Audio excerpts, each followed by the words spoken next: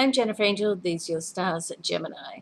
Now, the full moon this week is affecting your area of higher learning. So, if you're delving into a new level of study or considering taking on even learning a language or just increasing your knowledge in an area of your life, then this week is a good week to either get that going, continue to do some research on it, or if you're already in the middle of um, the studies, then it could all fall to place for you this week. It's almost like all of a sudden you can get like an aha moment, of, oh, right, that's what it means. Okay, so if you've been struggling with something, then it will come together. So just have faith, keep working on it, keep moving forward. So that's the best knowledge, information or guidance I can give you this week on that. Now let's have a look at what else is happening. You have a very nice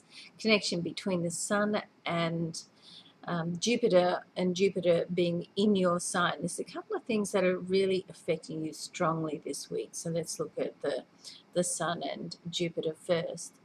The sun is sitting in your solar third house of communication and media. Now, this is a positive connection. However, you don't want to take anything for granted either.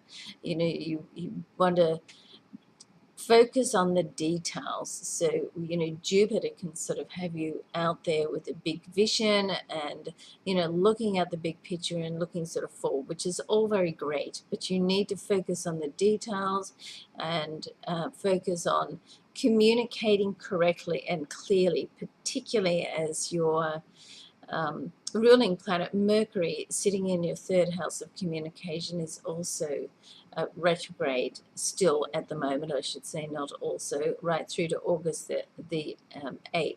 So this is a time where you can really forward in the way that opportunities can, cross your desk for you to even do some more work.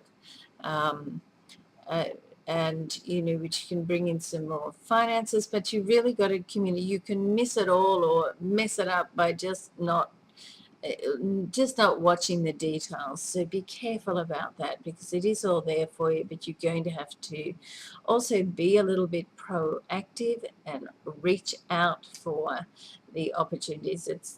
It's like they're there, but they're not going to come together to you all by themselves. You're going to have to recognize it and step out and be proactive and say, yes, let's do this.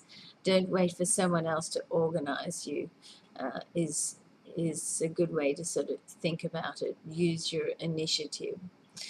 There's also a very nice connection between Venus and Saturn this week as well. Saturn's in your solar fifth house, a very creative area.